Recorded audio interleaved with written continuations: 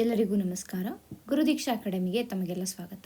ಈ ದಿನ ಈ ಒಂದು ಸಣ್ಣ ವಿಡಿಯೋದಲ್ಲಿ ನಾವು ಏನು ನೋಡ್ತಾ ಇದ್ದೀವಿ ಅಂದರೆ ವರ್ಲ್ಡ್ ಕ್ಯಾನ್ಸರ್ ಡೇ. ಇವತ್ತು ಅಂದರೆ ಫೆಬ್ರವರಿ 4ನೇ ತಾರೀಕನ್ನು ನಾವು ವರ್ಲ್ಡ್ ಕ್ಯಾನ್ಸರ್ ಡೇ ಅಂತ ಪ್ರತಿ ವರ್ಷ ಆಚರಿಸ್ಕೊಂಡು ಬಂದಿದ್ದೀವಿ. ಸೊ ಆದ್ದರಿಂದ ನಾವು ಈ ಒಂದು ವಿಡಿಯೋದಲ್ಲಿ ಏನು ನೋಡ್ತೀವಿ ಅಂದರೆ ವರ್ಲ್ಡ್ ಕ್ಯಾನ್ಸರ್ ಡೇ ಬಗ್ಗೆ ನೋಡ್ತೀವಿ. ತದನಂತರ ಕ್ಯಾನ್ಸರ್ ಬಗ್ಗೆ ನಾವು ಸ್ವಲ್ಪ ಇನ್ಫಾರ್ಮೇಷನನ್ನು ತಿಳ್ಕೊತೀವಿ. ಇದು ಬೋತ್ ನಮ್ಮ ಪ್ರಿಲಿಮ್ಸ್ ಆ್ಯಂಡ್ ಮೇನ್ಸ್ ಪರ್ಸ್ಪೆಕ್ಟಿವಲ್ಲಿ ನಾವು ನೋಡ್ತಾ ಇದ್ದೀವಿ. ಎಂಟೈರ್ ಒಂದು ಟಾಪಿಕನ್ನು ಜಸ್ಟ್ 5 to 8 ಮಿನಿಟ್ಸಲ್ಲಿ ನಾವು ಇದನ್ನ ಕವರ್ ಮಾಡ್ತಾ ಇದ್ದೀವಿ. ಸೊ ಈಗ ನಾವು ವರ್ಲ್ಡ್ ಕ್ಯಾನ್ಸರ್ ಡೇ ಬಗ್ಗೆ ಫಸ್ಟ್ ಇನ್ಫಾರ್ಮೇಷನನ್ನು ನೋಡಿ ತದನಂತರ ಕ್ಯಾನ್ಸರ್ ಬಗ್ಗೆ ಇನ್ಫಾರ್ಮೇಷನನ್ನು ನೋಡೋಣ. ಮೊದಲಿಗೆ ವರ್ಲ್ಡ್ ಕ್ಯಾನ್ಸರ್ ಡೇಯನ್ನು ಪ್ರತಿ ವರ್ಷ 4ನೇ ಫೆಬ್ರವರಿ ತಾರೀಕನ್ನು ನಾವು ಆಚರಿಸ್ತೀವಿ. ಯಾವಾಗ ಇದನ್ನು ಸ್ಟಾರ್ಟ್ ಮಾಡಿದ್ದು ಆಚರಿಸೋದಕ್ಕೆ ಅಂದರೆ 2000 ಇಸ್ವಿಯಿಂದ ಆಗಲಿಂದ ನಾವು ಈ ಒಂದು ವರ್ಲ್ಡ್ ಕ್ಯಾನ್ಸರ್ ಡೇನ ಸೆಲೆಬ್ರೇಟ್ ಮಾಡ್ಕೊಂಡು ಬಂದಿದ್ದೀವಿ. ಸೊ ಆಲ್ಮೋಸ್ಟ್ ಇವಾಗ ಎಷ್ಟಾಯಿತು, 26 ವರ್ಷಗಳಾಗಿದೆ ಈ ಒಂದು ವರ್ಲ್ಡ್ ಕ್ಯಾನ್ಸರ್ ಡೇನ ನಾವು ಸೆಲೆಬ್ರೇಟ್ ಮಾಡೋದಕ್ಕೆ ಸ್ಟಾರ್ಟ್ ಮಾಡಿ 26 ವರ್ಷಗಳಾಗಿದೆ ಅನ್ನೋದು ನಮಗೆ ಬೇಕಾಗತ್ತೆ. ನಂತರ ಏನು ಅಂತಂದರೆ 2000ರಲ್ಲಿ ನಡೆದಂಥ ವರ್ಲ್ಡ್ ಕ್ಯಾನ್ಸರ್ ಸಮ್ಮಿಟ್ ಏನಿದೆ ಪ್ಯಾರಿಸ್ನಲ್ಲಿ ಈ ಒಂದು ಸಮ್ಮಿಟ್ ನಡೆದಿರುವಂಥದ್ದು. ಸೊ ವರ್ಲ್ಡ್ ಕ್ಯಾನ್ಸರ್ ಸಮ್ಮಿಟಲ್ಲಿ ಈ ಒಂದು ಡಿಸಿಷನನ್ನು ತಗೊಂಡು ಪ್ರತಿ ವರ್ಷ 4ನೇ ಫೆಬ್ರವರಿ ಏನಿದೆ ಆ ದಿನ ನಾವು ವರ್ಲ್ಡ್ ಕ್ಯಾನ್ಸರ್ ಡೇಯನ್ನು ಸೆಲೆಬ್ರೇಟ್ ಮಾಡಬೇಕು ಅನ್ನುವಂಥದ್ದು. ಮತ್ತು ಈ ಒಂದು ಇನಿಷಿಯೇಟಿವ್ ಏನಿದೆ ಇದನ್ನು ಯಾರು ಆರ್ಗನೈಸ್ ಮಾಡ್ತಾ ಇರೋದು ಅಂತ ನೋಡಿದ್ರೆ union for international cancer control ಅನ್ನುವಂಥ ಒಂದು ಆರ್ಗನೈಸೇಷನ್ ಇದನ್ನು ನೋಡ್ಕೋತಾ ಇದೆ. ಇದನ್ನು ಒಂದು ಜಾಗತಿಕ ಕಾರ್ಯಕ್ರಮವಾಗಿ ಇದು ಬದಲಾಯಿಸಿದೆ ಅಂತಲೇ ಹೇಳ್ಬೋದಾಗುತ್ತೆ. ತದನಂತರ ಈ ಒಂದು ದಿನದ ಮುಖ್ಯ ಉದ್ದೇಶ ಏನು, ಈ ದಿನವನ್ನು ಯಾಕೆ ನಾವು ಸೆಲೆಬ್ರೇಟ್ ಮಾಡ್ತೀವಿ ಅಥವಾ ಯಾಕೆ ಈ ದಿನವನ್ನು ಆಚರಿಸ್ತಾ ಇದ್ದೀವಿ ಅಂತ ನಾವು ನೋಡಿದರೆ, ಮೊದಲಿಗೆ ಜನರಲ್ಲಿ ಕ್ಯಾನ್ಸರ್ ಬಗ್ಗೆ ಜಾಗೃತಿಯನ್ನು ಮೂಡಿಸೋದಕ್ಕೆ, ಒಂದು ಅವೇರ್ನೆಸ್ಸನ್ನು ಮೂಡಿಸೋದಕ್ಕೆ. ತದನಂತರ ಏನು ಅಂತಂದರೆ ಕ್ಯಾನ್ಸರ್ನನ್ನು ಯಾವ ರೀತಿಯಾಗಿ ತಡೆಗಟ್ಟಬಹುದು ಅನ್ನೋದನ್ನು ತಿಳಿಸೋದಕ್ಕೆ, ಹಾಗೆಯೇ ತಡೆಗಟ್ಟುವಿಕೆಯನ್ನು ಪ್ರೋತ್ಸಾಹಿಸೋದಕ್ಕೆ ಕೂಡ ಎನ್ಕರೇಜಸ್ ಪ್ರಿವೆನ್ಷನ್ ಅಂತ ಕೂಡ ಇಲ್ಲಿ ಹೇಳಿದ್ದಾರೆ. ತದನಂತರ ಏನು ಅಂತಂದರೆ ಜಾಗತಿಕ ಮಟ್ಟದಲ್ಲಿ ಈ ಒಂದು ಕ್ಯಾನ್ಸರ್ನ ವಿರುದ್ಧವಾಗಿ ಕ್ರಮಗಳನ್ನು ಕೈಗೊಳ್ಳುವಂತೆ ಪ್ರೇರೇಪಿಸೋದಕ್ಕೆ ಕೂಡ ಈ ಒಂದು ವರ್ಲ್ಡ್ ಕ್ಯಾನ್ಸರ್ ಡೇಯನ್ನು ಸೆಲೆಬ್ರೇಟ್ ಮಾಡ್ತಾರೆ. ಸೊ ಪ್ರತಿ ವರ್ಷ ಒಂದೊಂದು ಥೀಮನ್ನು ಇಟ್ಕೊಂಡು ಸೆಲೆಬ್ರೇಟ್ ಮಾಡ್ತಾರೆ. ಹಾಗೆಯೇ ಈ ವರ್ಷದ ಥೀಮ್ ಏನಿದೆ ಯುನೀಕ್ ಬೈ ಯುನೀಕ್ ಅನ್ನುವಂಥ ಒಂದು ಥೀಮ್ ಅಡಿಯಲ್ಲಿ ಈ ವರ್ಷ ವರ್ಲ್ಡ್ ಕ್ಯಾನ್ಸರ್ ಡೇಯನ್ನು ಸೆಲೆಬ್ರೇಟ್ ಮಾಡ್ತಾ ಇರುವಂಥದ್ದು. ಈ ಥೀಮ್ನ ಅರ್ಥ ಏನು, ಈಗ ಯುನೀಕ್ ಬೈ ಯುನೀಕ್ ಅಂತ ಅವ್ರು ಹೇಳಿದ್ದಾರೆ, ಆದರೆ ಇದರ ಅರ್ಥ ಏನು ಅಂತ ನೋಡಿದ್ರೆ ಪ್ರತಿಯೊಬ್ಬ ವ್ಯಕ್ತಿಯ ಒಂದು ಅನುಭವ ವಿಭಿನ್ನವಾಗಿರುತ್ತೆ. ಈಗ ಕ್ಯಾನ್ಸರ್ ಇರುವಂಥ ಒಂದು ವ್ಯಕ್ತಿಯನ್ನು ನಾವು ತೊಗೊಂಡ್ರೆ ವ್ಯಕ್ತಿಯಿಂದ ವ್ಯಕ್ತಿಗೆ ಅದು ಬೇರೆ ಬೇರೆ ಆಗ್ತಾ ಹೋಗುತ್ತೆ, ಭಿನ್ನವಾಗ್ತಾ ಹೋಗುತ್ತೆ. ಸೊ ಹಾಗಾಗಿ ಪ್ರತಿಯೊಬ್ಬ ವ್ಯಕ್ತಿಯ ಅನುಭವ ವಿಭಿನ್ನ, ಹಾಗೆ ಪ್ರತಿಯೊಬ್ಬ ಕ್ಯಾನ್ಸರ್ ರೋಗಿಯ ಚಿಕಿತ್ಸೆಯೂ ಕೂಡ ವಿಭಿನ್ನವಾಗಿರುತ್ತೆ, ಅವರ ಅನುಭವ ವಿಭಿನ್ನವಾಗಿರುತ್ತೆ, ಅವರ ಒಂದು ಚಿಕಿತ್ಸೆ ವಿಭಿನ್ನವಾಗಿರುತ್ತೆ. ಸೊ ಹಾಗಾಗಿ ಮಾನವೀಯತೆ ಮತ್ತು ವೈಯಕ್ತಿಕ ಆರೈಕೆ ಕೂಡ ಮುಖ್ಯವಾಗುತ್ತೆ ಅನ್ನೋದನ್ನು ಈ ಒಂದು ಥೀಮ್ ತೋರಿಸುತ್ತೆ. ಇದು ನಮಗೆ ತುಂಬಾ ಇಂಪಾರ್ಟೆಂಟ್ ಆಗುತ್ತೆ. ಏಕೆಂದರೆ ಹಲವಾರು ಬಾರಿ ನಾವು ಈ ಒಂದು ಗ್ರೂಪ್ ಸಿ ಎಕ್ಸಾಮ್ಸ್ಗಳನ್ನು ನೋಡಿದಾಗ ಅಲ್ಲಿ ಈ ರೀತಿಯಾದ ಕ್ವಶನನ್ನು ನಾವು ನೋಡ್ತೀವಿ. ಅಂದರೆ ವರ್ಲ್ಡ್ ಕ್ಯಾನ್ಸರ್ ಡೇದ 2026 ಥೀಮ್ ಏನು ಅನ್ನುವಂಥ ಒಂದು ಸ್ಟೇಟ್ಮೆಂಟ್ಸ್ಗಳನ್ನು ಕೇಳ್ಬೋದಾಗುತ್ತೆ. ಸೊ ಆ ಒಂದು ದೃಷ್ಟಿಯಲ್ಲಿ ನೋಡಿದಾಗ ಇದು ನಮಗೆ ಇಂಪಾರ್ಟೆಂಟ್ ಆಗುತ್ತೆ. ಸೊ ಇಷ್ಟು ನಮಗೆ ವರ್ಲ್ಡ್ ಕ್ಯಾನ್ಸರ್ ಡೇ ಬಗ್ಗೆ ಇನ್ಫಾರ್ಮೇಷನ್ ಆಯಿತು. ಆ್ಯಂಡ್ ಈ ಒಂದು ಆರ್ಟಿಕಲ್ ಇಲ್ಲಿ ಏನು ಹಾಕಿದ್ದೀವಿ ನಾವು, ಇದು ಇವತ್ತಿನ ದ ಹಿಂದೂ ನ್ಯೂಸ್ ಪೇಪರಲ್ಲಿ ಬಂದಿರುವಂಥ ಒಂದು ಆರ್ಟಿಕಲ್ ಆಗಿದೆ. ಸೊ ಇದರ ಬಗ್ಗೆ ನಾವು ಮತ್ತೆ ಮುಂದೆ ಡಿಸ್ಕಸ್ ಮಾಡ್ತೀವಿ. ಈ ಆರ್ಟಿಕಲ್ ಏನಕ್ಕೆ ಬಂದಿತ್ತು ಅಂತಂದರೆ ವರ್ಲ್ಡ್ ಕ್ಯಾನ್ಸರ್ ಡೇ ಅನ್ನುವಂಥ ಒಂದು ಏನು ದಿನವನ್ನು ಆಚರಿಸ್ತಾ ಇದ್ದೀವಿ ಅದರ ಕುರಿತಾಗಿ ಬಂದಿರುವಂಥ ಕಾರಣ ನಾವು ಈ ಎಂಟೈರ್ ವಿಡಿಯೋನ ನೋಡ್ತಾ ಇರುವಂಥದ್ದು. ಈಗ ನಾವು ಕ್ಯಾನ್ಸರ್ ಅಂದರೆ ಏನು, ಗ್ಲೋಬಲಲ್ಲಿ ಅಂದರೆ ಜಾಗತಿಕ ಮಟ್ಟದಲ್ಲಿ ಕ್ಯಾನ್ಸರ್ ಯಾವ ರೀತಿಯಾಗಿ ಹರಡಿದೆ, ಭಾರತದಲ್ಲಿ ಇದರ ಒಂದು ಹರಡುವಿಕೆ ಹೇಗಿದೆ, ಕರ್ನಾಟಕದಲ್ಲಿ ಹೇಗಿದೆ, ಈ ಒಂದು ವಿಷಯಗಳನ್ನು ತಿಳ್ಕೊಂಡು ಹೋಗೋಣ. ಮೊದಲಿಗೆ ಕ್ಯಾನ್ಸರ್ ಅಂದರೆ ಏನು ಅನ್ನೋದು ನಮಗೆ ಬೇಕು. ಕ್ಯಾನ್ಸರ್ ಕೇವಲ ಒಂದು ರೋಗ ಮಾತ್ರವಲ್ಲ, ಬದಲಿಗೆ ಇದು ಅನೇಕ ರೂಪಗಳಲ್ಲಿ ಕಾಣಿಸಿಕೊಳ್ಳುವ ಒಂದು ಸಮಸ್ಯೆ ಅಂತಲೇ ಹೇಳ್ಬೋದಾಗುತ್ತೆ. ಇದರಲ್ಲಿ ಏನಾಗುತ್ತೆ ಅಂದರೆ uncontrolled growth of abnormal cells ಆಗುತ್ತೆ. ಅಂದರೆ ಅಸಾಮಾನ್ಯ ಕೋಶಗಳು ಏನಿರ್ತವೆ ಇವು ನಿಯಂತ್ರಣವಿಲ್ಲದೆ ಬೆಳೆಯುತ್ತಾ ಹೋಗುತ್ತೆ ಅನ್ನುವಂಥದ್ದು. ಸೊ ಅಸಾಮಾನ್ಯವಾಗಿರುವಂಥ ಕೋಶಗಳು ನಿಯಂತ್ರಣವಿಲ್ಲದೇನೆ ಬೆಳೆಯುತ್ತಾ ಹೋಗುತ್ತೆ. ಅಂತಹ ಒಂದು ಬೆಳವಣಿಗೆಯನ್ನು ನಾವು ಕ್ಯಾನ್ಸರ್ ಅಂತ ಕರಿತೀವಿ. ಯೂಶಲಾಗಿ ಏನಾಗುತ್ತೆ ಅಂತಂದರೆ ನಮ್ಮ ಒಂದು ಬಾಡಿಯಲ್ಲಿ, ನಮ್ಮ ಒಂದು ದೇಹದಲ್ಲಿ ನೋಡಿದಾಗ ಈ ಸೆಲ್ಗಳು ಅಥವಾ ಕೋಶಗಳು ಅಂತ ಏನು ಕರಿತೀವಿ ಇವು ಬೆಳೆಯುತ್ತೆ ಮತ್ತು ಸಾಯೋದು, ಇದು ಹುಟ್ಟೋದು ಸಾಯೋದು ಇದೆಲ್ಲ ನಡೀತಾ ಇರುತ್ತೆ ಈ ಕೋಶಗಳಲ್ಲಿ. ಆದರೆ ವಿತ್ ರೆಸ್ಪೆಕ್ಟ್ ಟು ಕ್ಯಾನ್ಸರ್ ಏನಾಗುತ್ತೆ ಅಂದರೆ ಅದು ಕೇವಲ ಬೆಳೀತಾ ಹೋಗುತ್ತೆ ಹೊರತು ಅವು ಸಾವನ್ನು ಅಪ್ಪೋದಿಲ್ಲ. ಆ ಒಂದು ಕೋಶಗಳು ಯಾವುದು ಕ್ಯಾನ್ಸರ್ ಕೋಶಗಳು ಕೇವಲ ಬೆಳೆಯುತ್ತಾ ಹೋಗುತ್ತೆ, ಅಂದರೆ ಅತಿಯಾಗಿ ಬೆಳೆಯುತ್ತಾ ಹೋಗುತ್ತೆ ಹೊರತು ಅವು ಯಾವುದೇ ರೀತಿಯಾಗಿ ಏನಂತೀವಿ ಸಾವನ್ನು ಅಪ್ಪೋದು ಇಲ್ಲ ಅಂತಂದರೆ ಅದು ಕ್ಷೀಣವಾಗೋದನ್ನು ನಾವು ನೋಡೋದಿಲ್ಲ. ಮತ್ತು ಇನ್ನು ಕ್ಯಾನ್ಸರ್ನಲ್ಲಿ 2 ವಿಧವಾಗಿ ಬರುತ್ತೆ. ಒಂದು ಬಿನೈನ್ ಕ್ಯಾನ್ಸರ್ ಅಂತ ಕರಿತೀವಿ, ಇನ್ನೊಂದು ಮೆಲಿಗ್ನೆಂಟ್ ಕ್ಯಾನ್ಸರ್ ಅಂತ ಕರಿತೀವಿ. ಈ ಬಿನೈನ್ ಕ್ಯಾನ್ಸರ್ ಅಂದರೆ ಏನಾಗುತ್ತೆ ಅಂದರೆ ಇದರಿಂದ ಯಾವುದೇ ರೀತಿಯಾದ ಒಂದು ಅಪಾಯ ಇರೋದಿಲ್ಲ ಒಂದು. ಆ್ಯಂಡ್ ಇಲ್ಲಿ ಒಂದು ಕೋಶಗಳ ಇಲ್ಲಿ ಈ ಬಿನೈನ್ ಕ್ಯಾನ್ಸರ್ ಇತ್ತು ಅಂತಂದರೆ ಕೋಶಗಳ ಬೆಳವಣಿಗೆಯ ಒಂದು ರೇಟ್ ಏನಿದೆ ಬೆಳವಣಿಗೆಯಲ್ಲಿ ನಿಧಾನವಾಗಿರುತ್ತೆ ಅಂತ ಹೇಳ್ಬೋದು. ಫಸ್ಟ್ ಒನ್ ಏನು ಬಿನೈನ್ ಕ್ಯಾನ್ಸರ್ ಅಂತ ಬಂದರೆ ಮೊದಲನೇದಾಗಿ ಅದರ ಗ್ರೋತ್ ರೇಟ್ ಏನಿರುತ್ತೆ ಅದು ಕಡಿಮೆ ಇರುತ್ತೆ. ಎರಡನೇದಾಗಿ ನಾವು ನೋಡಿದ್ರೆ ಇದು ದೇಹದ ಇತರೆ ಭಾಗಗಳಿಗೆ ಹರಡೋದಿಲ್ಲ, ಸೊ ಸ್ಪ್ರೆಡ್ ಆಗೋದಿಲ್ಲ ಬೇರೆ ಭಾಗಕ್ಕೆ, ಓಕೆನಾ. ಮತ್ತು ಮೂರನೇದಾಗಿ ನೋಡಿದ್ರೆ ಇದರಿಂದ ಅಪಾಯ ಯೂಶ್ವಲ್ ಆಗಿ ಇರೋದಿಲ್ಲ, ಯಾವುದೇ ರೀತಿಯಾದ ಒಂದು ಅಪಾಯ ಇರೋದಿಲ್ಲ ಅಂತ ಹೇಳ್ಬೋದು. ಮತ್ತು ನಾಲ್ಕನೇದಾಗಿ ನಾವು ನೋಡಿದ್ರೆ ಇದನ್ನು ಏನಾದರೂ ನಾವು ರಿಮೂವ್ ಮಾಡಿದ್ರೆ, ಶಸ್ತ್ರಚಿಕಿತ್ಸೆ ಮಾಡಿ ಈ ಒಂದು ಗಡ್ಡೆಯನ್ನು ನಾವು ತೆಗೆದರೆ ಮತ್ತೆ ಅದು ಮರು ಬರೋದಿಲ್ಲ ಮತ್ತೆ ಅಂತ ಹೇಳ್ಬೋದು. ಅಂದರೆ ಕ್ಯಾನ್ಸರ್ ಇದು ಮತ್ತೆ ರೀಅಪಿಯರ್ ಆಗೋದಿಲ್ಲ ಅನ್ನುವಂಥದ್ದು. ಸೊ ಈ 4 ಕಾರಣಗಳಿಂದ ಇದನ್ನ ನಾವು ಬಿನೈನ್ ಟ್ಯೂಮರ್ ಅಂತ ಕರಿತೀವಿ. ಇದಕ್ಕೆ ಉದಾಹರಣೆ ಯಾವುದು ಅಂತಂದರೆ, ಈಗ ಕೆಲವೊಂದು ಸತಿ ಏನಾಗುತ್ತೆ ಅಂತಂದರೆ ಕೊಬ್ಬು ಎಕ್ಸ್ಟ್ರಾ ಆಗಿ ಕೊಬ್ಬು ಅಕ್ಯುಮುಲೇಟ್ ಆಗಿ ಒಂದು ಗಡ್ಡೆ ಥರ ಫಾರ್ಮ್ ಆಗಿಬಿಟ್ಟಿರುತ್ತೆ. ಸೊ ಅಂಥದ್ದು ಅದನ್ನು ನಾವು ಲೈಪೋಮಾ ಅಂತೀವಿ ಇಂಗ್ಲೀಷಲ್ಲಿ. ಸೊ ಆ ಲೈಪೋಮಾ ಒಂದು ಎಕ್ಸಾಂಪಲ್ ಆಗಿದೆ ಬಿನೈನ್ ಟ್ಯೂಮರ್ಗೆ. ಇನ್ನು ನಾವು ಅದು ಬಿಟ್ಟರೆ ಯುಟಿರೈನ್ ಫೈಬ್ರಾಯ್ಡ್ ಅಂತ, ಈಗ ಹೆಣ್ಮಕ್ಳಲ್ಲಿ ಏನಾಗುತ್ತೆ ಅಂತಂದರೆ ಯೂಟ್ರಸಲ್ಲಿ ಕೆಲವು ಸತಿ ಗಡ್ಡೆ ಫಾರ್ಮ್ ಆಗಿರುತ್ತೆ, ಫೈಬ್ರಾಯ್ಡ್ಸ್ ಅಂತ ಕರಿತೀವಿ ನಾವು ಇದನ್ನು. ಅದು ಕೂಡ ಈ ಒಂದು ಬಿನೈನ್ ಟ್ಯೂಮರ್ಗೆ ಎಕ್ಸಾಂಪಲ್ ಆಗಿರುತ್ತೆ ಅನ್ನೋದು. ಮತ್ತು ಈಗ ಮೆಲಿಗ್ನೆಂಟ್ ಟ್ಯೂಮರ್ ಅಂತಂದರೆ ಏನು, ಮೆಲಿಗ್ನೆಂಟ್ ಅಂದರೆ ದುಷ್ಟ ಅಂತ. ಸೊ ಇದು ದುಷ್ಟ ಕ್ಯಾನ್ಸರ್ ಅಂತ ಹೆಸರೇ ಹೇಳ್ತಾ ಇದೆ. ಇಲ್ಲೇನಾಗುತ್ತೆ ಅಂತಂದರೆ ಕೋಶಗಳು ವೇಗವಾಗಿ ಬೆಳೆಯೋಕ್ಕೆ ಸ್ಟಾರ್ಟ್ ಆಗಿಬಿಡುತ್ತೆ. Very fast development or very fast growth of ಸೆಲ್ಸನ್ನು ನಾವು ಇಲ್ಲಿ ನೋಡ್ತೀವಿ. ಎರಡನೇದಾಗಿ ಏನು ಅಂತಂದರೆ ಇದು ಪಕ್ಕದ ಅಂಗಗಳು ಏನಿರ್ತವೆ ಅವುಗಳನ್ನು ಕೂಡ ಆಕ್ರಮಣ ಮಾಡ್ಕೊಳ್ಳೋದಕ್ಕೆ ಸ್ಟಾರ್ಟ್ ಮಾಡುತ್ತೆ. So it spreads to other body parts ಅನ್ನುವಂಥದ್ದು. ಮತ್ತು ಮೂರನೇದಾಗಿ ನಾವು ನೋಡಿದಾಗ ಇದು ಈಗಾಗಲೇ ಹೇಳಿರೋ ಥರ ದೇಹದ ಇತರೆ ಭಾಗಗಳಿಗೂ ಕೂಡ ಹರಡುತ್ತೆ. ಆ ಒಂದು ಪ್ರೊಸೆಸನ್ನು ನಾವು ಮೆಟಾಸ್ಟಾಸಿಸ್ ಅಂತ ಕರಿತೀವಿ. ಅಂದರೆ ಈಗ ಫಾರ್ ಎಕ್ಸಾಂಪಲ್ ಲಂಗಲ್ಲಿ ಕ್ಯಾನ್ಸರ್ ಡೆವಲಪ್ ಆಗುತ್ತೆ, ಬಟ್ ಅದು ಬೇರೆ ಬೇರೆ ಎಲ್ಲ ಪಾರ್ಟ್ಸ್ಗಳಿಗೆ ದೇಹದ ಇತರೆ ಭಾಗಗಳಿಗೆ ಹರಡೋದನ್ನು ನಾವು ಮೆಟಾಸ್ಟಾಸಿಸ್ ಅಂತ ಕರಿತೀವಿ. ತದನಂತರ ಇದರಿಂದ ಏನಾಗುತ್ತೆ ಅಂದರೆ ಜೀವಕ್ಕೆ ಹಾನಿಯಾಗುವ ಎಲ್ಲ ಸಾಧ್ಯತೆಗಳು ಹೆಚ್ಚು ಅಂತ. ಅದಾದಮೇಲೆ ಇದಕ್ಕೆ ಈ ಒಂದು ಮೆಲಿಗ್ನೆಂಟ್ ಕ್ಯಾನ್ಸರ್ಗೆ ಚಿಕಿತ್ಸೆ ನೀಡೋದು ಬಹಳ ಕಷ್ಟಕರ, ಹಾಗೆ ಅದು ಮತ್ತೆ ಪುನಃ ಬರ್ಬೋದು. ಈಗ ಎಷ್ಟೊಂದು ಸತಿ ನಾವು ನೋಡಿದ್ದೀವಿ, ಫಸ್ಟ್ ಕ್ಯಾನ್ಸರ್ ಬಂದಿರುತ್ತೆ, ಕ್ಯೂರ್ ಆಗಿರ್ತಾರೆ, ಬಟ್ ಆಫ್ಟರ್ 5-10 ಇಯರ್ಸ್ ಮತ್ತೆ ಅವ್ರಿಗೆ ಆ ಕ್ಯಾನ್ಸರ್ ರೀಅಪಿಯರ್ ಆಗಿರುತ್ತೆ. ಸೊ ಈ ರೀತಿಯಾಗಿ ಆಗುವಂಥ ಚಾನ್ಸಸ್ಗಳು ಹೆಚ್ಚಿರುತ್ತೆ ಎಲ್ಲಿ, ಮೆಲಿಗ್ನೆಂಟ್ ಕ್ಯಾನ್ಸರಲ್ಲಿ. ಇದಕ್ಕೆ ಎಕ್ಸಾಂಪಲ್ ಯಾವುದು ಎಲ್ಲ ತೊಗೋಬೋದು. ಲಂಗ್ ಕ್ಯಾನ್ಸರ್ ಇರ್ಬೋದು, ಬ್ರೆಸ್ಟ್ ಕ್ಯಾನ್ಸರ್ ಇರ್ಬೋದು, ಇಲ್ಲ ಬ್ಲಡ್ ಕ್ಯಾನ್ಸರ್, ಲುಕೇಮಿಯಾ ಅಂತ ಏನು ಕರಿತೀವಿ ಬ್ಲಡ್ ಕ್ಯಾನ್ಸರ್, ಅದು ಕೂಡ ಇದಕ್ಕೆ ಎಕ್ಸಾಂಪಲ್ ಆಗುತ್ತೆ. ಸೊ ಇಷ್ಟು ನಿಮಗೆ ಅರ್ಥ ಆಗಿದೆ ಅಂತ ಅನ್ಕೋತೀನಿ. ಕ್ಯಾನ್ಸರ್ ಅಂದರೆ ಏನು, ಕ್ಯಾನ್ಸರ್ನಲ್ಲಿ ಎಷ್ಟು ವಿಧಗಳಿದೆ ಅನ್ನುವಂಥದ್ದು. ಇನ್ನು ಕ್ಯಾನ್ಸರ್ ಬರೋದಕ್ಕೆ ಮುಖ್ಯ ಕಾರಣಗಳು ಏನೇನು ಅನ್ನೋದು ನಮಗೆ ಬೇಕಾಗುತ್ತೆ, ಕರೆಕ್ಟ್ ಅಲ್ವಾ?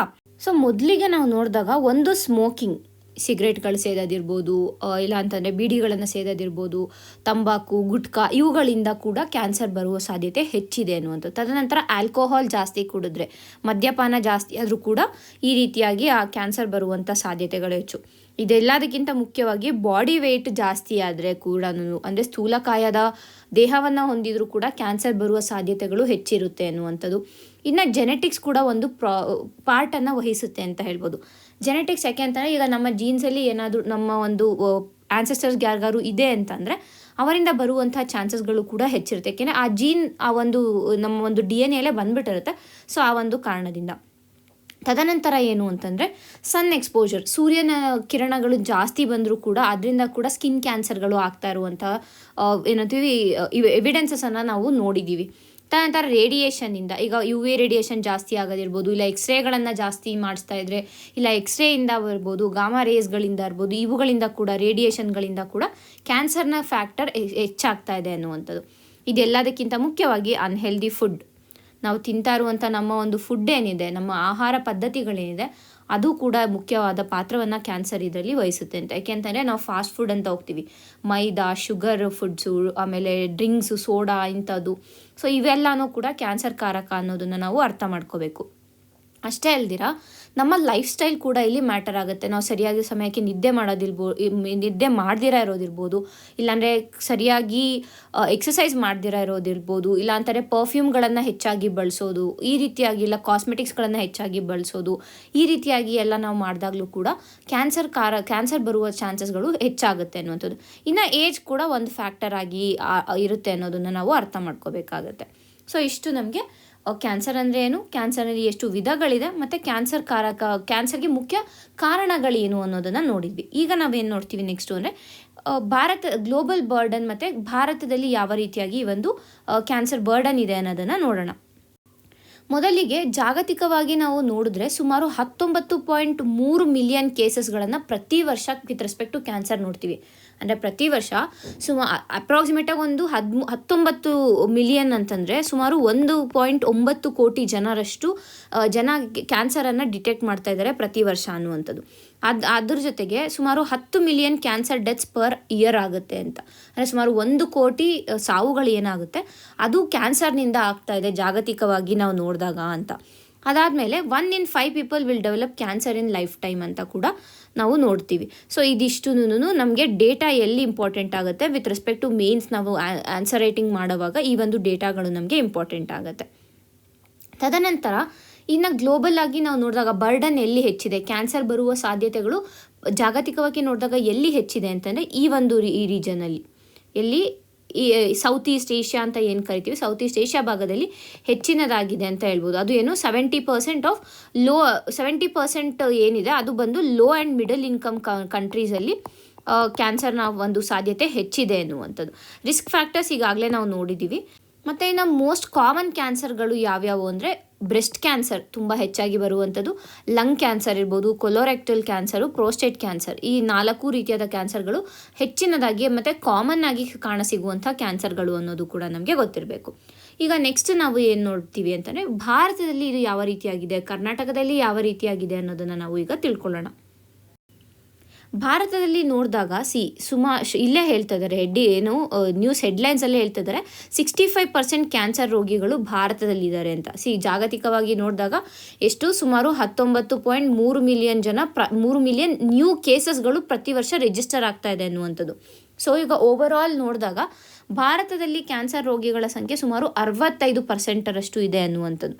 ಇನ್ನು ಭಾರತದಲ್ಲಿ ಕ್ಯಾನ್ಸರ್ ಸಾವಿನ ಒಂದು ಇದನ್ನು ನೋಡಿದ್ರೆ 8.8 ಲಕ್ಷ ಜನ, ಅಂದರೆ 8,80,000 ಜನ 2020 ಬಿಕಾಸ್ ಆಫ್ ಕ್ಯಾನ್ಸರ್ ಮರಣವನ್ನು ಹೊಂದಿದ್ದಾರೆ ಅನ್ನುವಂಥದ್ದು.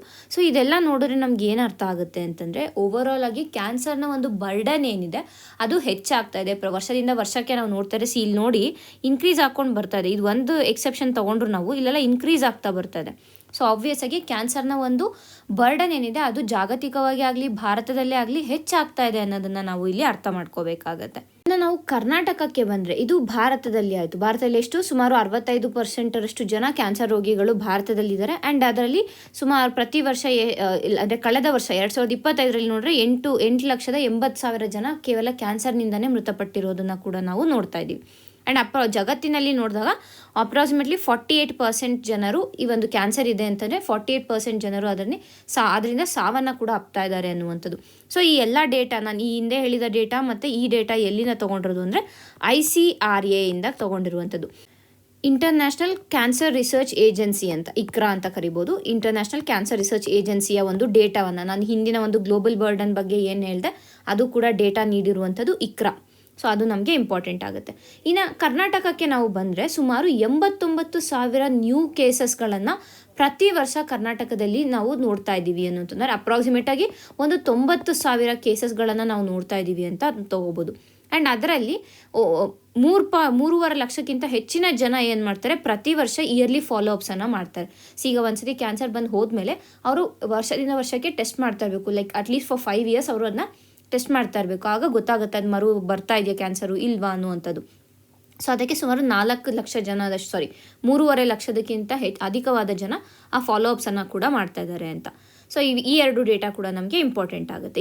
ಈ ಡೇಟಾನ ನೀಡಿರೋದು ಕಿದ್ವಾಯಿ ಹಾಸ್ಪಿಟಲ್ ಅವರು ನೀಡಿರುವಂಥ ಡೇಟಾ ಇದು. ಸೊ ಅದು ಕೂಡ ನಮಗೆ ಇಂಪಾರ್ಟೆಂಟ್. ನಂತರ ಏನು ಅಂತಂದರೆ ಇನ್ನು ಕರ್ನಾಟಕದಲ್ಲಿ ಯಾಕೆ ಈ ಒಂದು ಕೇಸಸ್ಗಳು ಹೆಚ್ಚಾಗ್ತಾ ಇದೆ, ಅದು ಎಸ್ಪೆಷಲಿ ಏನಾಗ್ತದೆ ಅಂದರೆ ಸುಮಾರು 31% ಅಷ್ಟು ಕೇಸಸ್ಗಳು ಏನಿದೆ ಅದು ಟೊಬ್ಯಾಕೊ ಯೂಸೇಜಿಂದ, ತಂಬಾಕು ಸೇವನೆಯಿಂದನೇ ಆಗ್ತಾ ಇರುವಂಥದ್ದು. ಸೊ ಅದು ಕೂಡ ನಮಗೆ ಇಂಪಾರ್ಟೆಂಟ್ ಆಗುತ್ತೆ. ನೆಕ್ಸ್ಟು ಕಾಮನ್ ಕ್ಯಾನ್ಸರ್ಗಳು ಯಾವ್ಯಾವು ಅಂತ ನಾವು ನೋಡಬೇಕಾಗುತ್ತೆ. ಈಗ ಪುರುಷರಲ್ಲಿ ನೋಡಿದ್ರೆ ಮುಖ್ಯವಾಗಿ ಲಂಗ್ ಕ್ಯಾನ್ಸರ್, ಯಾಕೆಂದರೆ ತಂಬಾಕು ಸೇವನೆ ಇರ್ಬೋದು, ಆಲ್ಕೋಹಾಲಿಂದ ಇರ್ಬೋದು. ಅದಾದಮೇಲೆ ಪ್ರೋಸ್ಟೇಟ್ ಕ್ಯಾನ್ಸರು, ಅದಾದಮೇಲೆ ಸ್ಟಮಕ್ ಕ್ಯಾನ್ಸರ್ ಬರುತ್ತೆ. ಅದೇ ಮಹಿಳೆಯರಲ್ಲಿ ನಾವು ನೋಡಿದಾಗ breast cancer, cervical cancer, ovarian cancer ಮುಖ್ಯವಾಗಿ ಇದು ಬರ್ತಾ ಇದ್ದು. ಆ್ಯಂಡ್ ಬ್ರೆಸ್ಟ್ ಕ್ಯಾನ್ಸರ್ ಕೂಡ ಈ ನಡುವೆ ಹೆಚ್ಚಾಗ್ತಾ ಇದೆ. ಸೊ ಅದನ್ನು ಕೂಡ ನಮಗೆ ಇನ್ಫಾರ್ಮೇಷನ್ ಇರಬೇಕಾಗತ್ತೆ. ಸೊ ಹಾಗಾಗಿ ಇಲ್ಲಿ ಕಿದ್ವಾಯಿ ಹಾಸ್ಪಿಟಲ್ ಅವ್ರು ಏನು ಹೇಳಿದ್ದಾರೆ ಅಂತಂದರೆ, ನಾವು ಕ್ಯಾನ್ಸರನ್ನು ಪ್ರಿವೆಂಟ್ ಮಾಡೋದಕ್ಕೆ ಟ್ರೈ ಮಾಡಬೇಕು. ಬಂದ ಮೇಲೆ ನಾವು ಪ್ರಿಕಾಷನನ್ನು ತೊಗೊಳ್ಳೋದಕ್ಕಿಂತ prevention is important, prevention is better than cure ಅಂತ ಏನು ಹೇಳ್ತಾರೆ ಆ ರೀತಿಯಾಗಿ ಮಾಡಬೇಕು ಅಂತ ಹೇಳಿದ್ದಾರೆ. ಸೊ ಇದಿಷ್ಟು ನಮಗೆ ಇಲ್ಲಿ ಬೇಕಾಗಿರುವಂಥದ್ದು. ಇದು ಫಸ್ಟ್ ಈಗ ನಾವು ಗ್ಲೋಬಲ್ ಬರ್ಡನ್ ನೋಡಿದ್ವಿ, ಅದಾದಮೇಲೆ ಇಂಡಿಯಾದಲ್ಲಿ ಏನಿದೆ, ಕರ್ನಾಟಕದಲ್ಲಿ ಏನಿದೆ ಅನ್ನೋದು ಇನ್ಫಾರ್ಮೇಷನ್ ಸಿಕ್ತು.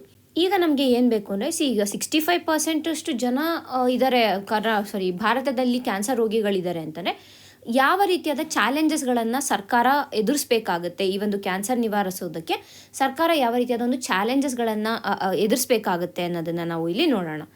ಏನೇನು ಚಾಲೆಂಜಸ್ ಇದೆ ಭಾರತದಲ್ಲಿ ಅಂದರೆ, ಒಂದು ಲೇಟಾಗಿ ಡಯಾಗ್ನೋಸಿಸ್ ಮಾಡೋದು, ಜನರಲ್ಲಿ ಸರಿಯಾದ ಜಾಗೃತಿ ಇರೋದಿಲ್ಲ, ಅವೇರ್ನೆಸ್ ಇಲ್ಲದೆ ಇರುವಂಥ ಕಾರಣ ಏನು ಮಾಡ್ತಾರೆ, ಅವರು ಲೇಟಾಗಿ ಡಯಾಗ್ನೋಸಿಸ್ಗೆ ಹೋಗ್ತಾರೆ. ಮತ್ತು ಎರಡನೇದಾಗಿ ನೋಡಿದಾಗ ಸರಿಯಾದ ಸ್ಪೆಷಲಿಸ್ಟ್ಗಳು ಭಾರತದಲ್ಲಿ ಇಲ್ಲ. ಅಂದರೆ ಆಂಕಾಲಜಿಸ್ಟ್ ಅಥವಾ ರೇಡಿಯೋಲಜಿಸ್ಟ್ ಅಂತ ಏನು ಕರಿತೀವಿ, ವಿತ್ ರೆಸ್ಪೆಕ್ಟ್ ಟು ಕ್ಯಾನ್ಸರನ್ನು ಟ್ರೀಟ್ ಮಾಡೋ ಡಾಕ್ಟರ್ಗಳನ್ನು ನಾವು ಆಂಕಾಲಜಿಸ್ಟ್ ಅಂತ ಕರಿತೀವಿ. ಸೊ ಇವರುಗಳ ಒಂದು ಪ್ರಮಾಣ ಏನಿದೆ ಭಾರತದಲ್ಲಿ ಕಡಿಮೆ ಇದೆ. ಸೊ ಅದರಿಂದ ಕೂಡ ಈ ರೀತಿಯಾದ ಒಂದು ಚಾಲೆಂಜಸ್ಗಳನ್ನು ನಾವು ಎದುರಿಸಬೇಕಾಗ್ತದೆ.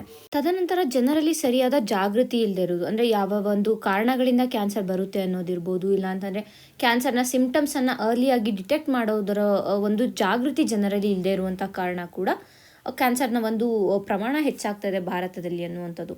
ತದನಂತರ ಸರಿಯಾದ ಇನ್ಫ್ರಾಸ್ಟ್ರಕ್ಚರ್ಗಳು ಕೂಡ ಇಲ್ಲ. ಅಂದರೆ ಈಗ ಕ್ಯಾನ್ಸರ್ನ ಡಯಾಗ್ನೋಸಿಸ್ ಮಾಡಬೇಕಂತಂದರೆ ಸ್ಕ್ಯಾನರ್ಸ್ಗಳಿರಬೇಕು, ಆ ಸ್ಕ್ಯಾನರ್ಗಳು ಎಲ್ಲ ಹಾಸ್ಪಿಟಲ್ಗಳಲ್ಲೂ ಇರೋದಿಲ್ಲ, ಇದ್ದರೆ ಅದನ್ನು ಅಫೋರ್ಡ್ ಮಾಡೋದಕ್ಕೆ ಜನರಿಗೆ ಆಗ್ತಾ ಇರೋದಿಲ್ಲ. ಈ ರೀತಿಯಾಗಿ ಆಗ್ತಾ ಇರುವಂಥ ಕಾರಣ ಕೂಡ ಹೆಚ್ಚಾಗ್ತಾ ಇರುವಂಥದ್ದು. ಆಕ್ಸೆಸ್ ಆ್ಯಂಡ್ ಅಫೋರ್ಡಬಿಲಿಟಿ ಈಗಾಗಲೇ ನಾನು ಹೇಳಿದ್ದೀನಿ. ತದನಂತರ ರಿಸ್ಕ್ ಫ್ಯಾಕ್ಟರ್ಸ್ಗಳು ಕೂಡ ಹೆಚ್ಚಾಗ್ತದೆ. ಅಂದರೆ ಈಗ ಅನ್ಹೆಲ್ದಿ ಡಯಟನ್ನು ಫಾಲೋ ಮಾಡೋದಿರ್ಬೋದು, ಅಂದರೆ ಬರ್ಗರ್ಗಳು ಜಾಸ್ತಿ ತಿನ್ನೋದು, ಬನ್ನು ಬ್ರೆಡ್ಗಳನ್ನು ಜಾಸ್ತಿ ತಿನ್ನೋದು, ಮೈದಾನ ಜಾಸ್ತಿ ತಿನ್ನೋದಿರ್ಬೋದು, ಇಲ್ಲ ಅಂತಂದರೆ ಅನ್ಟೈಮ್ಲಿ ಆರಲ್ಲಿ ತಿನ್ನುವಂಥದ್ದು, ಅಂದರೆ ಮಧ್ಯರಾತ್ರಿಯಲ್ಲಿ ತಿನ್ನೋದು, ಇಲ್ಲ ಲೇಟಾಗಿ ತಿನ್ನುವಂಥದ್ದು, ಈ ರೀತಿಯಾಗಿ ಮಾಡುವಂಥ ಕಾರಣ ಕೂಡ ಇದು ಹೆಚ್ಚಾಗ್ತದೆ. ಇದೆಲ್ಲದರ ಜೊತೆಯಾಗಿ ಒಂದು ಕ್ಯಾನ್ಸರ್ ಕಂಟ್ರೋಲ್ ಪ್ರೋಗ್ರಾಮ್ಗಳು ಏನಿದೆ ಭಾರತದಲ್ಲಿ, ಅದು ಸರಿಯಾಗಿ ಯೂನಿಫಾರ್ಮ್ ಆಗೂ ಇಲ್ಲ, ಪ್ಲಸ್ ಇಂಟಿಗ್ರೇಟ್ ಮಾಡಿಲ್ಲ. ಅಂದರೆ ಬೇರೆ ಬೇರೆ ಒಂದು ಗ್ಯಾಪ್ಗಳನ್ನು ನಾವು ನೋಡ್ಬೋದು ಅನ್ನುವಂಥದ್ದನ್ನ ಇಲ್ಲಿ ಅರ್ಥ ಮಾಡ್ಕೋಬೇಕು. ಈಗ ನಾವು ಯಾವ ರೀತಿಯಾದ ಮೆಜರ್ಸನ್ನು ಭಾರತ ಕೈಗೊಂಡಿದೆ ಅನ್ನೋದನ್ನು ನೋಡೋಣ. ಮೊದಲಿಗೆ ನ್ಯಾಷನಲ್ ಹೆಲ್ತ್ ಪ್ರೋಗ್ರಾಮ್ಗಳಲ್ಲಿ ಈ ಒಂದು NPC-DCS ಏನಿದೆ, ಇದರಲ್ಲಿ ಸ್ಕ್ರೀನಿಂಗನ್ನು ಇದು ಮಾಡಿದ್ದಾರೆ. ಅಂದರೆ ಕ್ಯಾನ್ಸರ್ಗೆ ಸ್ಕ್ರೀನಿಂಗನ್ನು ಮಾಡುವಂಥದ್ದು. ತದನಂತರ ಆಯುಷ್ಮಾನ್ ಭಾರತ್ ನಮಗೆಲ್ಲ ಗೊತ್ತೇ ಇದೆ ಅಲ್ವಾ, 5 ಲಕ್ಷ ಇನ್ಶೂರೆನ್ಸ್ ಕವರ್ ಕೊಡ್ತಾರೆ, ಅದರಲ್ಲಿ ಫ್ರೀ ಕ್ಯಾನ್ಸರ್ ಟ್ರೀಟ್ಮೆಂಟನ್ನು ಕೂಡ ಇನ್ಕ್ಲೂಡ್ ಮಾಡಿರುವಂಥದ್ದು. ತದನಂತರ ನ್ಯಾಷನಲ್ ಕ್ಯಾನ್ಸರ್ ಗ್ರಿಡ್ಡನ್ನು ಕೂಡ ಇಲ್ಲಿ ಸ್ಟಾರ್ಟ್ ಮಾಡಿದ್ದಾರೆ. ಸೊ ಇದೇನಾಗುತ್ತೆ ಅಂತಂದರೆ, ಇಲ್ಲಿ ದೇಶದಲ್ಲಿ ಎಲ್ಲೆಲ್ಲಿ ಕ್ಯಾನ್ಸರ್ಗಳ ಒಂದು ಇದಿರುತ್ತೆ, ಏನಂತೀವಿ, ಎಲ್ಲೆಲ್ಲಿ ಪ್ರಿವೆಲೆನ್ಸ್ ಇರುತ್ತೆ ಅಥವಾ ಯಾವ ಒಂದು ಪ್ರಮಾಣದಲ್ಲಿ ಆ ಒಂದು ಡೇಟಾಗಳು, ಕಂಪ್ಲೀಟ್ ಡೇಟಾ ಈಗ ನ್ಯಾಷನಲ್ ಕ್ಯಾನ್ಸರ್ ಗ್ರಿಡ್ಡಲ್ಲಿ ಇರುತ್ತೆ. ಸೊ ಆವಾಗ ಯಾವ ಒಂದು ಸ್ಟೇಜಲ್ಲಿ ಏನು ಟ್ರೀಟ್ಮೆಂಟ್ ಕೊಟ್ಟಿದ್ದಾರೆ ಎಲ್ಲನೂ ಒಂದು ಕಡೆ ಸಿಗುತ್ತೆ. ಆ್ಯಂಡ್ ಫ್ಯೂಚರ್ ರಿಸರ್ಚ್ಗೂ ಕೂಡ ಅದು ಹೆಲ್ಪ್ ಆಗುತ್ತೆ ಅನ್ನುವಂಥ ಒಂದು ದೃಷ್ಟಿಯಲ್ಲಿ. ಸೊ ಇದೆಲ್ಲ ಏನಾಯಿತು, ಇದೆಲ್ಲ ಕ್ಯೂರ್ ಬಗ್ಗೆ ಆಯಿತು. ಈಗ ನಮ್ಗೇನು ಬೇಕು ಅಂತಂದರೆ, ಯಾವ ರೀತಿಯಾಗಿ ಕ್ಯಾನ್ಸರನ್ನು ಪ್ರಿವೆಂಟ್ ಮಾಡ್ಬೋದು ಅಂತ. ಹೇಗೆ ಪ್ರಿವೆಂಟ್ ಮಾಡ್ಬೋದು ಅಂತಂದರೆ, ಮೊದಲಿಗೆ ಕಾಟ್ಪಾ ಆ್ಯಕ್ಟ್ ಅಡಿಯಲ್ಲಿ ತಂಬಾಕು ಒಂದು ಸೇವನೆ ಇರ್ಬೋದು ಅಥವಾ ತಂಬಾಕಿನ ಮಾರಾಟವನ್ನು ಕಂಟ್ರೋಲ್ ಮಾಡಬೇಕು. ತದನಂತರ HPV ವ್ಯಾಕ್ಸಿನ್ಗಳ ಬಗ್ಗೆ ಅವೇರ್ನೆಸ್ಸನ್ನು ಮತ್ತಷ್ಟು ಹೆಚ್ಚಾಗಿ ಕ್ರಿಯೇಟ್ ಮಾಡಿ ಎಲ್ಲರೂ ಆ ಒಂದು HPV ವ್ಯಾಕ್ಸಿನ್ಗಳನ್ನು ತಗೊಳ್ಳೋ ರೀತಿಯಾಗಿ ಮಾಡಬೇಕು. ಹೆಪಾಟಿಟಿಸ್ B ವ್ಯಾಕ್ಸಿನ್ಗಳನ್ನು ತಗೊಳ್ಳಬೇಕು ಅನ್ನುವಂಥದ್ದನ್ನು ಜಾಗೃತಿಯನ್ನು ಮೂಡಿಸಬೇಕು. ಹಾಗೆಯೇ ಪೊಲ್ಯೂಷನ್ ಕಂಟ್ರೋಲ್ ಮೆಜರ್ಸ್ಗಳನ್ನು ಕೂಡ ತಗೋಬೇಕು. ಯಾಕೆಂದರೆ ಏರ್ ಪೊಲ್ಯೂಷನ್ ಹೆಚ್ಚಾದಾಗಿಂದ ಅದರಿಂದ ಕೂಡ ಲಂಗ್ ಕ್ಯಾನ್ಸರ್ಗಳು ಬರುವ ಸಾಧ್ಯತೆಗಳು ಹೆಚ್ಚಿರುತ್ತೆ. ಸೊ ಈ ರೀತಿಯಾಗಿ ಮೆಷರ್ಸನ್ನು ತಗೊಂಡಿದೆ ಸದ್ಯಕ್ಕೆ ಭಾರತ ತಗೊಂಡಿರುವಂಥದ್ದು. ಇನ್ನು ಮುಂದೆ ಏನು ಮಾಡಬೇಕು ಅಂದ್ಕೊಂಡಿದೆ ಭಾರತ ಅಂತಂದರೆ, ಒಂದು ಅರ್ಲಿ ಡಿಟೆಕ್ಷನ್ ಮತ್ತು ಸ್ಕ್ರೀನಿಂಗನ್ನು ಮಾಡಬೇಕು, ಮತ್ತು ಕ್ಯಾನ್ಸರ್ ಕೇರನ್ನು ಅಫೋರ್ಡಬಲ್ ಆಗಿ ಮಾಡಬೇಕು. ಎಲ್ರಿಗೂ ಕ್ಯಾನ್ಸರ್ನ ಒಂದು ಚಿಕಿತ್ಸೆ ಲಭ್ಯವಾಗುವಂತೆ ಅಫೋರ್ಡಬಲ್ ಕಾಸ್ಟನ್ನು ಕಡಿಮೆ ಮಾಡಬೇಕು ಅನ್ನುವಂಥದ್ದು. ಇದರಿಂದ ಹೆಲ್ತ್ ಈಕ್ವಿಟಿ ಮತ್ತು ಆಕ್ಸೆಸ್ ಕೂಡ ಸಿಗುತ್ತೆ ಅನ್ನುವಂಥದ್ದು. ಸೊ ಇಷ್ಟು ಭಾರತ ತಗೊಂಡಿರುವಂಥ ಒಂದು ಮೆಷರ್ಸ್ಗಳು ಆಯಿತು. ಈಗ ನಾವು ವರ್ಲ್ಡಲ್ಲಿ ಜಾಗತಿಕವಾಗಿ ಯಾವ ಬೆಸ್ಟ್ ಪ್ರಾಕ್ಟೀಸಸ್ಗಳಿದೆ ಅದನ್ನು ಭಾರತ ಹೇಗೆ ಅಳವಡಿಸ್ಕೋಬೇಕು ಅನ್ನೋದನ್ನು ನೋಡೋಣ. ಮೊದಲಿಗೆ UK ಯುನೈಟೆಡ್ ಕಿಂಗ್ಡಮಲ್ಲಿ ಫ್ರೀ ಕ್ಯಾನ್ಸರ್ ಸ್ಕ್ರೀನಿಂಗನ್ನು ಕೊಟ್ಟಿದ್ದಾರೆ. ಎಲ್ಲ ಒಂದು ಜನರಿಗೆ, ಅಲ್ಲಿನ ಜನತೆ ಏನಿದ್ದಾರೆ, ಅಲ್ಲಿನ ಪಾಪ್ಯುಲೇಷನ್ ಏನಿದ್ದಾರೆ, ಅವ್ರಿಗೆ ಫ್ರೀ ಕ್ಯಾನ್ಸರ್ ಸ್ಕ್ರೀನಿಂಗನ್ನು ಮಾಡ್ತಾ ಇದ್ದಾರೆ. ಎಲ್ಲಿ? ಯುನೈಟೆಡ್ ಕಿಂಗ್ಡಮಲ್ಲಿ. ಸೊ ಅದು ಆ ರೀತಿಯಾಗಿ ಭಾರತದಲ್ಲೂ ಕೂಡ ತರಬೇಕು. ಬಟ್ ಭಾರತದಲ್ಲಿ ಆ ರೀತಿಯಾಗಿ ನಾವು ತಂದರೆ it will be a financial burden to government, but something related to public private ಪಾರ್ಟ್ನರ್ಶಿಪ್ಪಲ್ಲಿ ಆ ರೀತಿಯಾಗಿ ಎಸ್ಟಾಬ್ಲಿಷ್ ಮಾಡೋದು, ಅದನ್ನು ಮಾಡ್ಬೋದಾಗುತ್ತೆ. ತದನಂತರ ಆಸ್ಟ್ರೇಲಿಯಲ್ಲಿ ಏನು ಮಾಡ್ತಾ ಇದ್ದಾರೆ ಅಂತಂದರೆ, almost near elimination of cervical ಕ್ಯಾನ್ಸರನ್ನು ಆಲ್ಮೋಸ್ಟ್ ಎಲಿಮಿನೇಟ್ ಮಾಡಿದ್ದಾರೆ ಥ್ರೂ HPV ವ್ಯಾಕ್ಸಿನೇಷನ್. ಆ ವ್ಯಾಕ್ಸಿನೇಷನನ್ನು ಸರಿಯಾದ ಸಮಯಕ್ಕೆ ಕೊಡ್ತಾ ಆಲ್ಮೋಸ್ಟ್ ಸರ್ವಿಕಲ್ ಕ್ಯಾನ್ಸರನ್ನು ಎಲಿಮಿನೇಟ್ ಮಾಡಿದ್ದಾರೆ. ಸೊ ಅದೇ ರೀತಿಯಾಗಿ ಭಾರತದಲ್ಲೂ ಕೂಡ ಮಾಡ್ಬೋದು. ಯಾಕೆ ಅಂತಂದರೆ ನಾವು ಈ ಹಿಂದೆ ಒಂದು ಡೇಟಾ ನೋಡಿದ್ವಿ, ಸರ್ವಿಕಲ್ ಕ್ಯಾನ್ಸರ್ ಮತ್ತು ಬ್ರೆಸ್ಟ್ ಕ್ಯಾನ್ಸರ್ ಏನಿದೆ ಇದು ಎರಡೂ ಕೂಡ ಮಹಿಳೆಯರಲ್ಲಿ ಭಾರತದಲ್ಲಿ ಹೆಚ್ಚಾಗಿ ಕಾಣಿಸ್ಕೊಳ್ತಾ ಇದೆ. ಸೊ ಆ ಒಂದು ರೀತಿಯಲ್ಲಿ ನೋಡಿದಾಗ ಈ ಒಂದು ಮೆಷರನ್ನು ನಾವು ಫಾಲೋ ಮಾಡ್ಬೋದಾಗುತ್ತೆ. ಇನ್ನು ರ್ವಾಂಡಲ್ಲಿ ಆಫ್ರಿಕನ್ ಕಾಂಟಿನೆಂಟಲ್ಲಿ ಇರುವಂಥ ರ್ವಾಂಡಾ ದೇಶದಲ್ಲಿ ಏನು ಮಾಡ್ತಾ ಇದ್ದಾರೆ, ಅಲ್ಲೂ ಅಷ್ಟೇ HPV ವ್ಯಾಕ್ಸಿನೇಷನನ್ನು ಕೊಡ್ತಾ ಇದ್ದಾರೆ. ಈವನ್ ಲೋ ರಿಸೋರ್ಸ್ ಸೆಟ್ಟಿಂಗ್ ಇದ್ದರೂ ಕೂಡ, ಅಲ್ಲಿ ಲೋ ರಿಸೋರ್ಸ್ಗಳಿದ್ರೂ ಕೂಡ ಅಂಥ ಒಂದು ದೇಶದಲ್ಲೇ HPV ವ್ಯಾಕ್ಸಿನೇಷನ್ ಸಕ್ಸಸ್ಫುಲ್ ಆಗಿದೆ. ಸೊ ಭಾರತದಲ್ಲೂ ಕೂಡ ನಾವು ಅದನ್ನ ಅಳವಡಿಸ್ಕೋಬೋದು ಅನ್ನುವಂಥದ್ದು. ಸೊ ಇಷ್ಟು ಆಯಿತು. ಹಾಗಾದರೆ ಇನ್ನು ಮುಂದೆ ಏನು ಮಾಡ್ಬೋದು? ಸೊ ಈ ಬೆಸ್ಟ್ ಪ್ರಾಕ್ಟೀಸಸನ್ನು ಒಂದು ಕಡೆ ಫಾಲೋ ಮಾಡ್ಬೋದು. ಅದು ಬಿಟ್ಟು ಬೇರೆ ಏನು ಮಾಡ್ಬೋದು ಅಂತ ನಾವು ನೋಡಿದ್ರೆ, ಮೊದಲನೇದಾಗಿ ಪ್ರಿವೆಂಟ್ ಮಾಡೋದಕ್ಕೆ ಟ್ರೈ ಮಾಡಬೇಕು. ಒಂದು ಹೆಲ್ದಿ ಡಯಟನ್ನು ಫಾಲೋ ಮಾಡೋದಿರ್ಬೋದು, ಸರಿಯಾದ ಸಮಯಕ್ಕೆ ಎಕ್ಸಸೈಸ್ ಮಾಡೋದಿರ್ಬೋದು, ನಮ್ಮ ಒಂದು ಸ್ಲೀಪ್ ವೇಕ್ ಸೈಕಲ್ ಅಥವಾ ಸರ್ಕ್ಯಾಡಿಯನ್ ರಿದಮ್ ಏನಿದೆ ಅದನ್ನು ಸರಿಯಾಗಿ ಮೇಂಟೈನ್ ಮಾಡೋದ್ರಿಂದ ಇರ್ಬೋದು. ಮತ್ತು ಆಲ್ಕೋಹಾಲನ್ನು ಕಡಿಮೆ ಮಾಡೋದು, ತಂಬಾಕು ಸೇವನೆಯನ್ನು ಕಡಿಮೆ ಮಾಡೋದು, ಮತ್ತು ಸರಿಯಾಗಿ ವ್ಯಾಕ್ಸಿನೇಷನ್ಗಳನ್ನು ತಗೊಳ್ಳುವಂಥದ್ದು. ಈ ರೀತಿಯಾಗಿ ಮಾಡಿದಾಗ stop cancer before it starts ಅಂತ, prevention is better than cure ಅಂತ ಏನು ಹೇಳ್ತೀವಿ, ಅದನ್ನು ಇಲ್ಲಿ ಫಾಲೋ ಮಾಡುವಂಥದ್ದು. ನೆಕ್ಸ್ಟ್ ಈಗ ಇಲ್ಲ ಇನ್ನೇನು ಮಾಡೋಕ್ಕಾಗಲ್ಲ, ಈಗ ಇದು ಆಗ್ಬಿಟ್ಟಿದೆ, ಲೈಕ್ ಬಂದುಬಿಟ್ಟಿದೆ ಅಂತಂದರೆ ಆವಾಗ ಏನು ಮಾಡಬೇಕು ಅಂದರೆ ಅರ್ಲಿ ಡಿಟೆಕ್ಷನ್, ಕ್ಯಾನ್ಸರ್ ಸ್ಕ್ರೀನಿಂಗ್ ಮಾಡೋದಿರ್ಬೋದು, ಸ್ಕೂಲ್ ಮತ್ತು ವರ್ಕ್ ಪ್ಲೇಸ್ಗಳಲ್ಲಿ ಅವೇರ್ನೆಸ್ಸನ್ನು ಕ್ರಿಯೇಟ್ ಮಾಡಬೇಕು. ಸೊ ಈ ರೀತಿಯಾಗಿ ಮಾಡಿದಾಗ ಏನಾಗುತ್ತೆ, ಅರ್ಲಿ ಡಿಟೆಕ್ಷನನ್ನು ಇಲ್ಲಿ ಮಾಡ್ಬೋದು. ಅದ್ರ ಜೊತೆಗೆ ಮೊಬೈಲ್ ಕ್ಲಿನಿಕ್ಸನ್ನು ಕೊಡಬೇಕು. ಈಗ ಹೇಗೆ ರಕ್ತದಾನಕ್ಕೆ ಹೇಗೆ ಮೊಬೈಲ್ ಯೂನಿಟ್ಸನ್ನು ಬಿಟ್ಟಿದ್ದಾರೆ, ಸೊ ಅದೇ ರೀತಿಯಾಗಿ ಕ್ಯಾನ್ಸರ್ ಸ್ಕ್ರೀನಿಂಗು ಕೂಡ ಇಲ್ಲಿ ಕೊಡಬೇಕು ಅನ್ನೋವಂಥದ್ದು. ತದನಂತರ ಇನ್ಫ್ರಾಸ್ಟ್ರಕ್ಚರನ್ನು ಮತ್ತಷ್ಟು ಇಂಪ್ರೂವ್ ಮಾಡಬೇಕು, ಕರ್ನಾಟಕದಲ್ಲೇ ಆಗಲಿ ಭಾರತದಲ್ಲೇ ಆಗಲಿ ಅನ್ನುವಂಥದ್ದು. ಅಂದರೆ ಡಿಸ್ಟ್ರಿಕ್ಟ್ ಕ್ಯಾನ್ಸರ್ ಸೆಂಟರ್ಗಳನ್ನು ಓಪನ್ ಮಾಡೋದಿರ್ಬೋದು, ಇಲ್ಲ ಮೋರ್ ಆ್ಯಂಡ್ ಮೋರ್ ಆಂಕಾಲಜಿಸ್ಟನ್ನು, ರೇಡಿಯೋಲಜಿಸ್ಟನ್ನು ಏನಂತೀವಿ ಟ್ರೈನ್ ಮಾಡೋದಿರ್ಬೋದು. ಈ ರೀತಿಯಾಗಿ ಮಾಡಬೇಕು ಅನ್ನುವಂಥದ್ದು. ತದನಂತರ ಟ್ರೀಟ್ಮೆಂಟನ್ನು ಅಫೋರ್ಡಬಲ್ ಮಾಡಿ. ಯಾಕೆಂದರೆ ನಾವು ಎಷ್ಟೊಂದು ಸತಿ ಏನಾಗುತ್ತೆ ಅಂತಂದರೆ ಜನರ ಅಂದರೆ ಈಗ ಸ್ಟೇಜ್ 2 ಸ್ಟೇಜ್ 3 ಇರ್ತಾರೆ, ಬಟ್ ಅವ್ರು ಕ್ಯೂರ್ ಆಗುವಂಥ ಸಾಧ್ಯತೆಗಳು ಹೆಚ್ಚಿರುತ್ತೆ. ಬಟ್ ಅವ್ರ ಹತ್ರ ಹಣವಿಲ್ಲದೆ ಇರುವಂಥ ಕಾರಣ ಎಷ್ಟೋ ಬಾರಿ ಅವರು ಟ್ರೀಟ್ಮೆಂಟನ್ನು ಅಫೋರ್ಡ್ ಮಾಡೋಕ್ಕಾಗ್ದಿರೋ ಸಾವನ್ನಪ್ಪಿರುವಂಥ ಒಂದು ಉದಾಹರಣೆಗಳನ್ನು ಕೂಡ ನಾವು ನೋಡಿರ್ತೀವಿ. ಸೊ ಆ ರೀತಿಯಾಗಿರುವಾಗ ಅಫೋರ್ಡಬಲ್ ಟ್ರೀಟ್ಮೆಂಟನ್ನು ಕೊಡಬೇಕು, ಫ್ರೀ ಅಥವಾ ಸಬ್ಸಿಡೈಸ್ಡ್ ಕೇರನ್ನು ಕೊಡಬೇಕು. ಆಮೇಲೆ ಡ್ರಗ್ಸ್ಗಳು ಏನಿರುತ್ತೆ ಅಥವಾ ಈ ಮೆಡಿಸಿನ್ಸ್ ಏನಿರುತ್ತೆ, ಕ್ಯಾನ್ಸರ್ ಮೆಡಿಸಿನ್ಸು, ಅದನ್ನ ಕಡಿಮೆ ದರದಲ್ಲಿ ಕೊಡಬೇಕು ಅನ್ನುವಂಥದ್ದನ್ನು ಇಲ್ಲಿ ನಾವು ಮಾಡಬೇಕು ಅನ್ನೋದು. ಅಂದರೆ ಮುಂದೆ ಏನು ಮಾಡಬೇಕು ಅಂತ. ತದನಂತರ ಈಗಾಗಲೇ ಹೇಳೋ ಥರ ಅವೇರ್ನೆಸ್ಸನ್ನು ಕೊಡಿ, ಸಪೋರ್ಟನ್ನು ಕೊಡೋದು, ಇದು ಮಾಡಬೇಕು. ತದನಂತರ ಕ್ಯಾನ್ಸರ್ ಬಗ್ಗೆ ಮತ್ತಷ್ಟು ರಿಸರ್ಚ್ ಮತ್ತು ರಿಸರ್ಚ್ ಆ್ಯಂಡ್ ಡೆವಲಪ್ಮೆಂಟನ್ನು ಕೈಗೊಳ್ಳಬೇಕು ಅನ್ನುವಂಥದ್ದು. ಇದರ ಜೊತೆಗೆ ಸರ್ಕಾರ ಕೂಡ ಕೆಲವಷ್ಟು ಲಾಂಗ್ ಟರ್ಮ್ ಪಾಲಿಸೀಸ್ಗಳನ್ನು ಮಾಡಬೇಕು, ಕ್ಯಾನ್ಸರ್ಗೆ ಏನಂತೀವಿ ಸೂಕ್ತವಾಗುವಂತೆ ಅನ್ನುವಂಥದ್ದನ್ನು ಇಲ್ಲಿ ನಾವು ನೋಡ್ತೀವಿ. ಸೊ ಇದಿಷ್ಟು ವೇ ಫಾರ್ವರ್ಡ್ ಆಯಿತು. ಸೊ ಇಷ್ಟು ನಮಗೆ ಕ್ಯಾನ್ಸರ್ ಬಗ್ಗೆ, ವರ್ಲ್ಡ್ ಕ್ಯಾನ್ಸರ್ ಡೇ ಬಗ್ಗೆ ಆಗಿದೆ. ಧನ್ಯವಾದಗಳು.